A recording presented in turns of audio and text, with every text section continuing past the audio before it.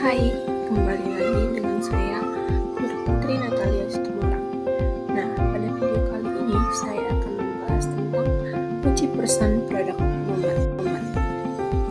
Uji persan product moment merupakan uji statistik parametrik yang bertujuan untuk mengetahui tingkat keeratan hubungan dari dua variabel atau lebih. Uji persan product moment merupakan salah satu dari beberapa jenis uji korelasi yang digunakan untuk mengetahui derajat keeratan hubungan rasio. Sebelum menggunakan uji persen, maka data harus memenuhi asumsi bahwa data harus berdistribusi normal.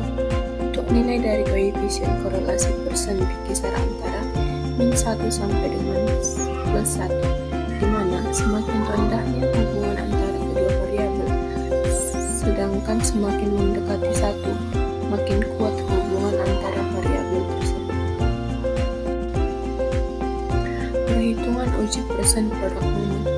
Korelasi persen product moment ini digunakan untuk mengetahui kekuatan hubungan antara korelasi kedua variabel, di mana variabelnya yang dianggap berpengaruh dikendalikan atau dibuat tetap. Uji korelasi persen R ini dapat digunakan pada statistik inferensial. Hal ini perlu dilakukan apabila variabel X dan Y berdistribusi normal dengan varian yang sama. Jika tidak, harus menggunakan koefisien korelasi lainnya seperti Ross-Perman atau W. Kendall, dan hubungan dari dua variabel bersifat linear. Karena variabel yang diteliti adalah data interval, maka teknik statistik yang digunakan adalah persen korelasi product moment. Adapun rumus dari uji persen product moment yaitu RXY sama dengan jumlah dari XI dikali Y dikurang sigma XI dikali sigma XY dibagi akar dari N dikali sigma XI kuadrat dikurang XI dikali pangkat 2 dikali N sigma Y kuadrat dikurang sigma YI dikali 2, di mana keterangannya RXY itu sama dengan koefisien korelasi persen, XI sama dengan variabel independen, YI sama dengan variabel dependen, dan N sama dengan banyaknya sampel. Interpretasi koefisien korelasi, yang dimana interval 0,00 sampai 0,199 tingkat kehubungannya sangat rendah, 0,20 sampai 0,399 tingkat hubungannya rendah, 0,40 sampai 0,599 tingkat hubungannya sedang, 0,60 sampai 0,799 tingkat hubungannya kuat, dan 0,80 sampai 1,000 tingkat hubungannya sangat kuat. Sedangkan variabel X menyatakan sumbangan variabel X terhadap Y ditentukan dengan rumusan koefisien determinan, yaitu koefisien sama dengan R pangkat 2 dikali 100, di mana Kp sama dengan besarnya koefisien penentu atau determinan, dan R sama dengan koefisien korelasi. Ada beberapa langkah dalam melakukan uji korelasi. Yang pertama, buat H2 dan HO dalam bentuk statistik.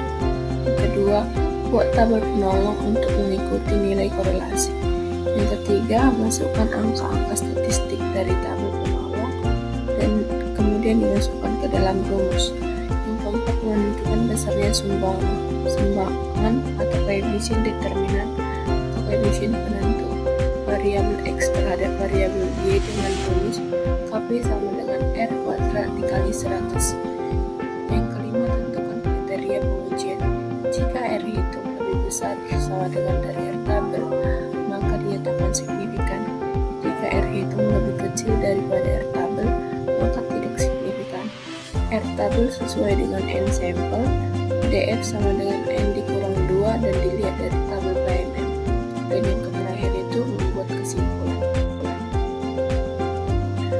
Kemudian masuk ke dalam kasus. Pertama, di sini saya membuat kasus sehingga lebih mudah untuk mengetahuinya. Untuk caranya, kasusnya itu seorang peneliti ingin mengetahui apakah terdapat hubungan antara persen kecukupan energi dengan status gizi pada wanita dewasa. Peneliti mengambil sampel sebanyak 10 responden dan mencatat datanya sebagai berikut, di mana respondennya ada 10, X itu persen kecukupan energi, dan Y-nya itu status gizi. Pertanyaannya yang pertama, berapakah besar hubungan antara persen kecukupan energi dengan status gizi pada wanita dewasa? Kedua, berapakah besar sumbangan atau kontribusi variabel X dan Y? Ketiga, apakah terdapat hubungan yang signifikan antara persen kecukupan energi dengan status gizi pada wanita dewasa? Berikut datanya responden, persen kecukupan energi, dan status gizi. Langkah pertama, menjawab manual. Sebelum dilakukan pengujian data, diasumsikan bahwa data ini memenuhi persyaratan, yaitu berdistribusi normal, data dipilih secara acak atau random, dan data mempunyai pasangan yang sama. Kemudian melanjutkan langkah yang pertama, membuat HA dan H2 dalam bentuk kalimat.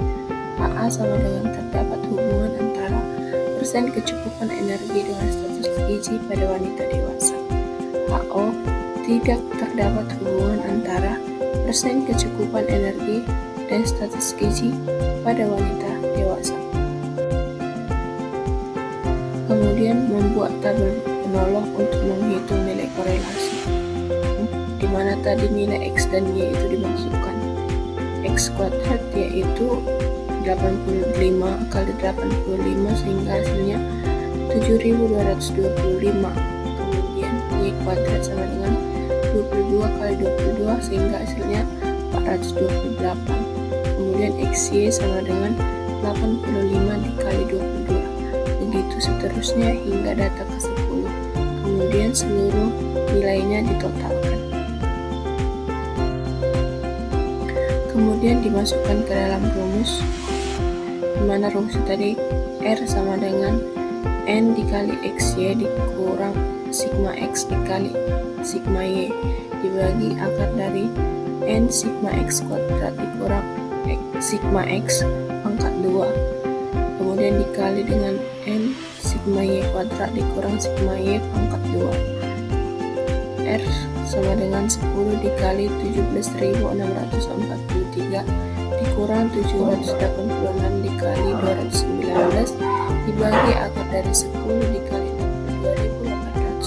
62.828 dikurang 786 pangkat 2 dikali 10 dikali 5.453 dikurang 219 pangkat 2 sehingga hasilnya 17.176.430 dikurang 172.134 dibagi akar dari 628.280 dikurang 617.796 dikali 54.530 dikurang 47.961 sehingga hasilnya 4.296 dibagi dari akar 10.484 dikali 6.569 sehingga hasil akhirnya itu 0,164.